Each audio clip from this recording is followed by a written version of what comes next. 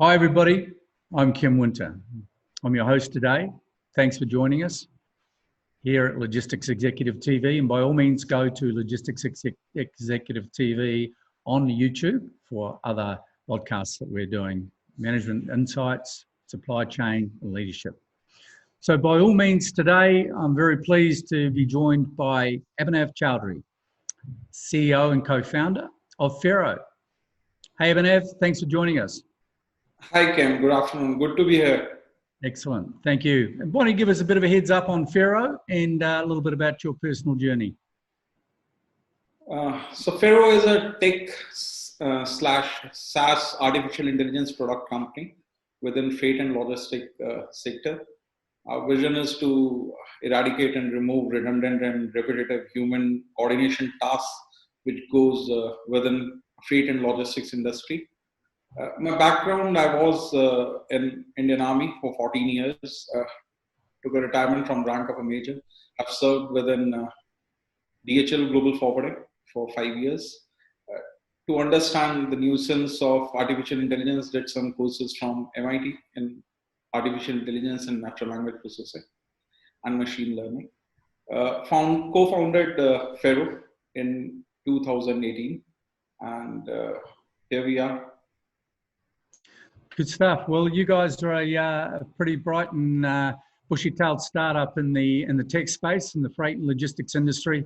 And we're going to talk today a little bit about what's happening in the industry in this part of the world and further afield in technology. So very interested to get your perspective and a little bit about how you see Fero impacting and providing solutions across the supply chain. So we've witnessed a whole range of startups in the marketplace, especially around freight, aggregators, digital forwarding, etc. Why don't you give us a bit of a heads up in terms of what impact you're looking to make on the industry and providing solutions across the sector? Yes, Kim, over the last 10 years, there has been exorbitant rise of apps for simpler industries and business to customer sectors, such as those in hotel bookings, flight or cab booking, food ordering, and so on. Seeing these, there was a wave of Me Too movement in freight and logistics sector too, of marketplaces and aggregators, and that happened across the globe. Ironically, what was missed out there, that freight and logistics industry is not as simple ecosystem as hotel booking, cab booking, or food ordering. There are 1,000 folds more moving parts, if not less, in freight and logistics. And that is cumbersome to handle on any mobile app or cloud platform. Fero's approach is to manage all such moving complex parts by means of an omnipresent intelligent virtual assistant to put automation and optimization at grassroots level in logistics sector, where digitalization has already penetrated in varying stage. Okay, well, you've used an interesting term there I haven't heard before in this context about virtual assistant. So why not just another app or a cloud solution or an e-commerce approach for freight services? Talk to us a little bit more about the virtual assistant approach. Well, Kim, just as in manufacturing industry, almost 4 decades back, robots moved in to take elementary tasks. The immediate requirement of logistics and freight industry is to embrace IVAs, intelligent virtual assistant. These are the smart, intelligent bots to take elementary tasks of coordination, to remove errors, queued up work, and remove costs substantially. For that reason, we are using natural language processing, natural language understanding, focusing on learning capabilities of IVAs, anthropomorphic, what it is called, as humans do. Human beings are speaking beings, like what we are doing, and they speak to communicate. The most natural thing is to let humans speak or chat to machines and software. And that is what Fero's core approach is. Yeah, interesting. I mean, it's a pretty exciting concept and technology. How long have you been going now? How long has the business been up and running? So COVID-19 pandemic has been a true catastrophic event, a true black swan event, what it is called. So the penetration of technology from top-down approach has been good for us so far, because all the senior managers and leaders have gone back to drawing board to have risk mitigation plans and plan on the AI strategy.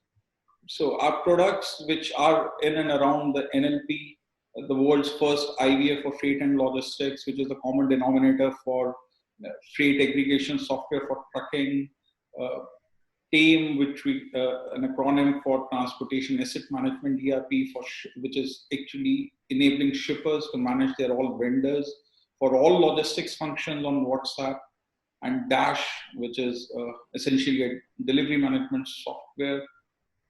There has been a growth more than of 200% month on month for last 2 quarters. Okay, well, thanks. So what you're saying to me, it sounds like this sort of technology is based and grounded in the whole process of artificial intelligence and machine learning. Is that correct, or am I off track? No, you are absolutely bang on target. Okay, so based on that, in the common sense approach, why do you think that nobody's really come up with this solution previously? Kim, there is a massive disparity in digital quotient across industries.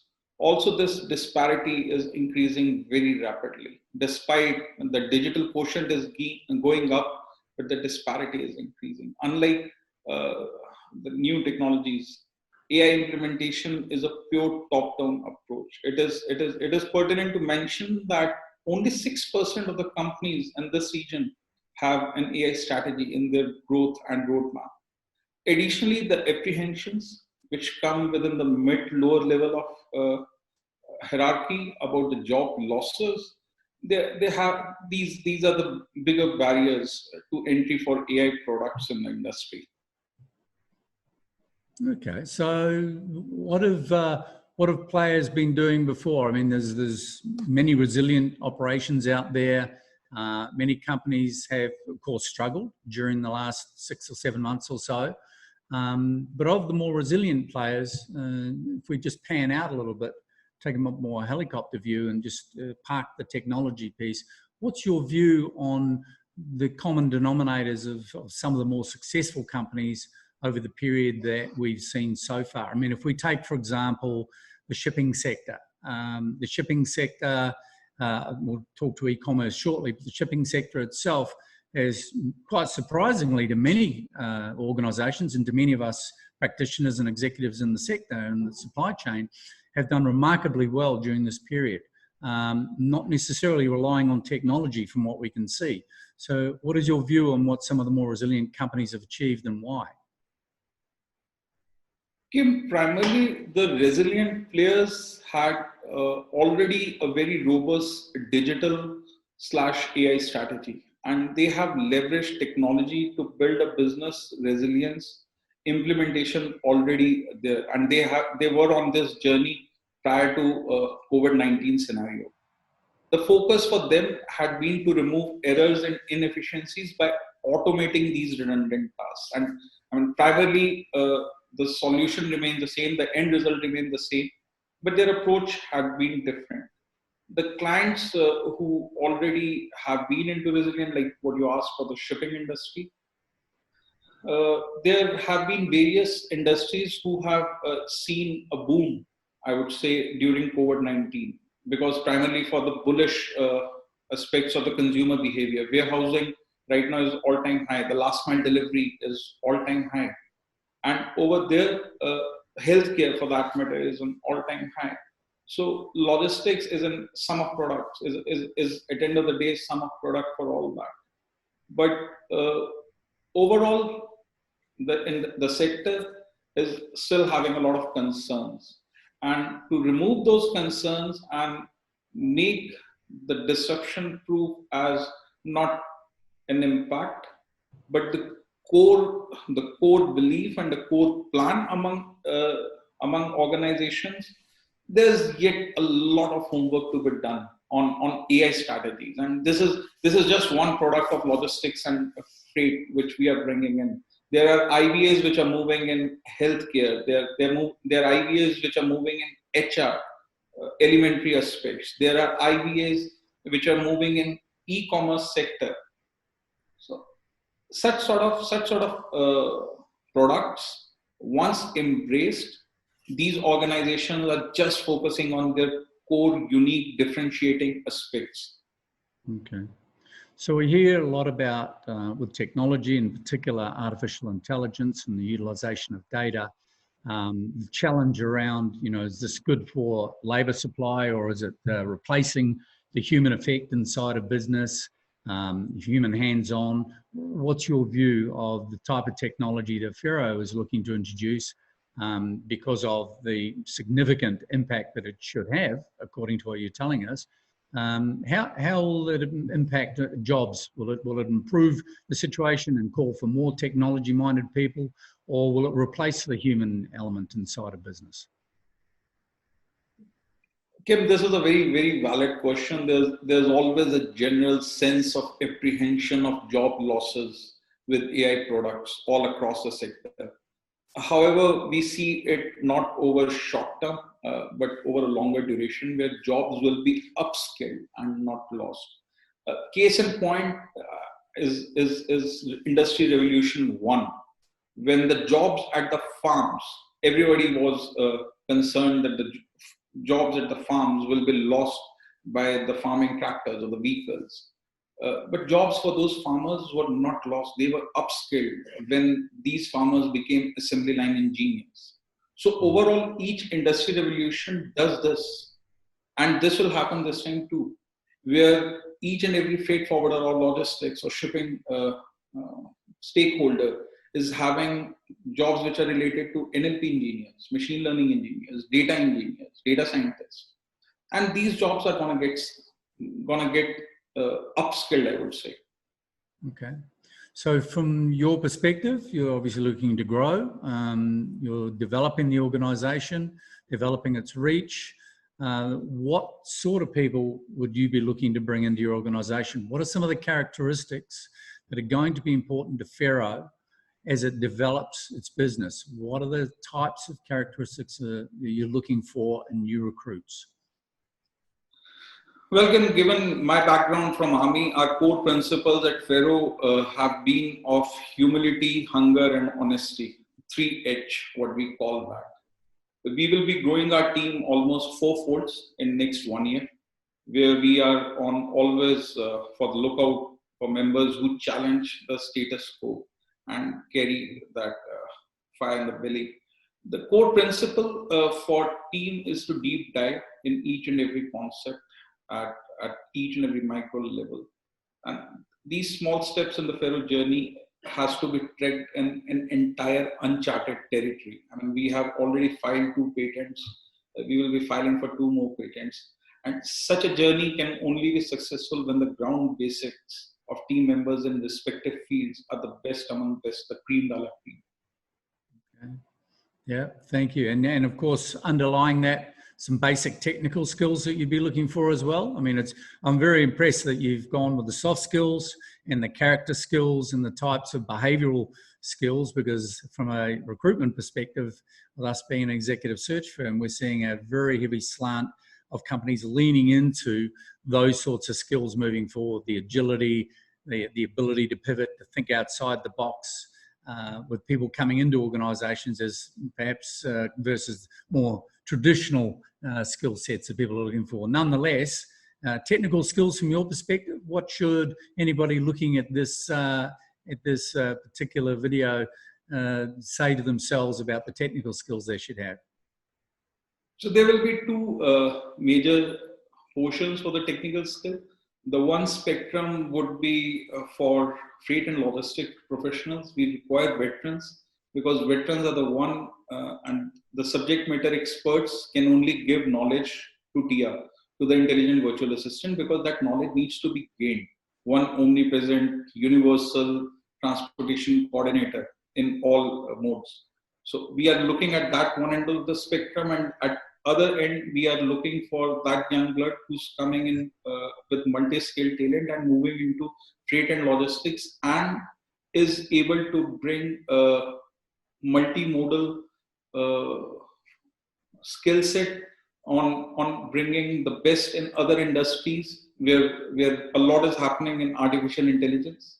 natural language processing to freight and logistics. On the core technical side, we would be requiring an army of natural language processing engineers, and we will be increasing a team of 25 machine learning, data scientists, and R&D experts to 140 plus by end of 2021. Sure. So just in regards to skill sets, our corporate advisory team here is taking on a group of new people for some new contracts that are coming on board. And I noticed that they're very much looking for people from outside of traditional logistics, transport and warehousing design, which is where these particular projects are. And they're looking for people with new ideas and transferable skills.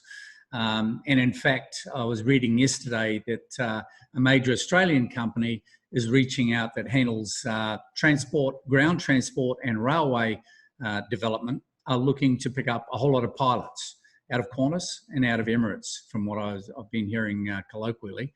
And they're looking to see what those transferable skills are from highly trained individuals who've been flying aircraft, pilots, first officers, engineers, etc., and seeing if they can bring them in into road transport and into rail in particular.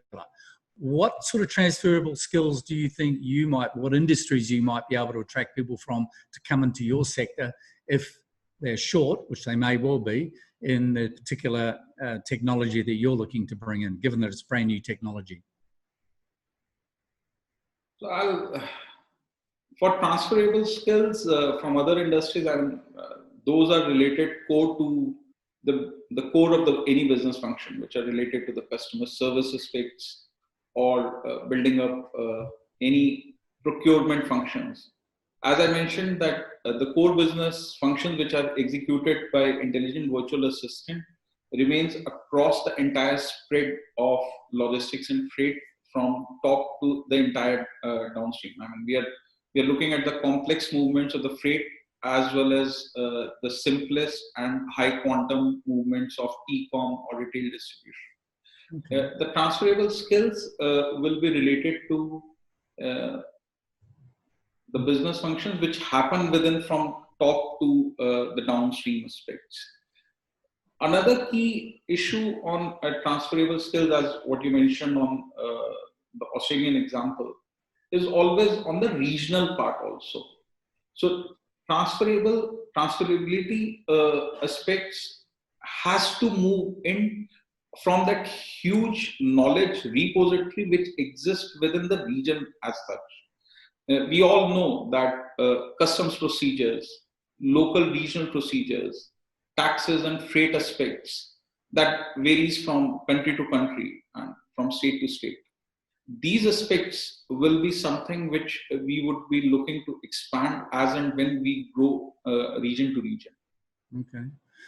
I guess that leads us into a bit of a segue into really what the plans are before we finish up today. I'm really interested to know what your 5-year plan looks like. 5 years is a long time these days because things happen so quickly, and technology in particular in the freight and logistics and supply chain sectors is horrendously mobile and fast developing. But if I can just touch you for a second to share with us what your aspirations are, what your thoughts are in terms of vision moving forward in the 3 to 5 year cycle. Where do you think you can get to?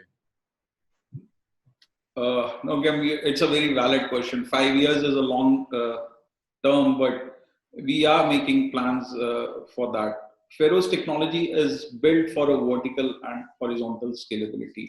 On horizontal aspects, we plan to expand in different regions. On products, those are proven already on all aspects within UAE and Middle East region.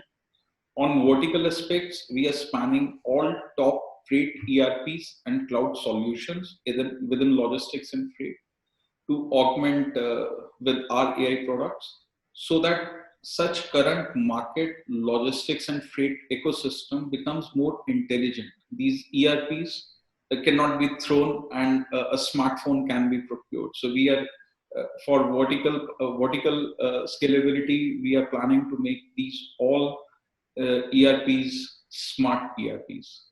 Okay.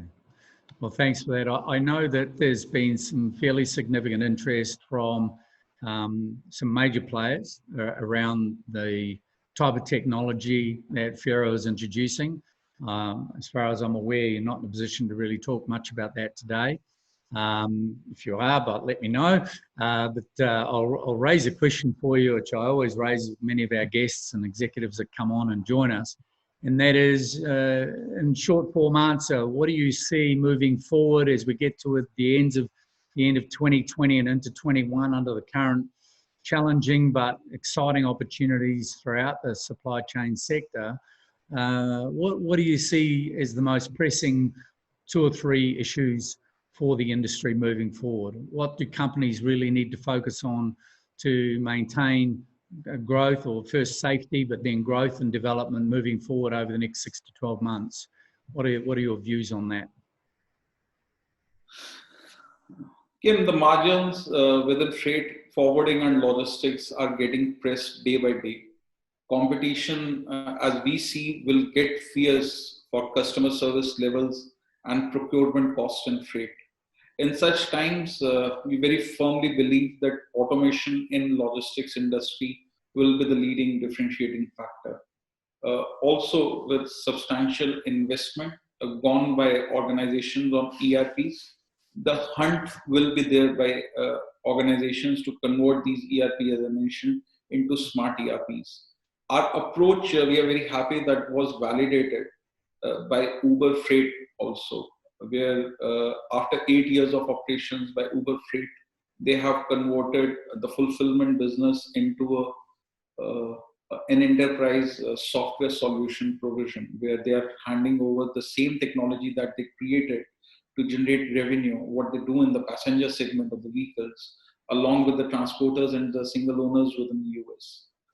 Additionally, our IVA approach was again authenticated by giants like Oracle, where they launched within the month of July in Oracle Logistics Digital Assistant, OLDA. So we are very confident and very firm that we are on the right track. Good. Well, you're certainly in a group of very fast-moving entrepreneurial organisations. Before I let you go, I'm going to ask you a generic question I like to ask of many of the executives that we bring on, and I really want you to pan out and think about the journey that you've been on. As I say, you've had an impressive background, both from a logistics, supply chain, and a military perspective. I'm sure you'll carry many of those nuances into the business with you. But from an entrepreneurial perspective, what can you share with other entrepreneurs about some of the lessons you've learned and some of the tips that you've got for companies who are moving forward over the next 6 to 12 months, whether they are well established or whether they're fairly new companies off the block? So tell us a little bit about what your thoughts are about sharing with entrepreneurs about maybe some of the lessons you've learned and moving forward, what they can take from your examples. Well, I would say we are in very exciting times right now, which is going to get much more exciting in the next decade.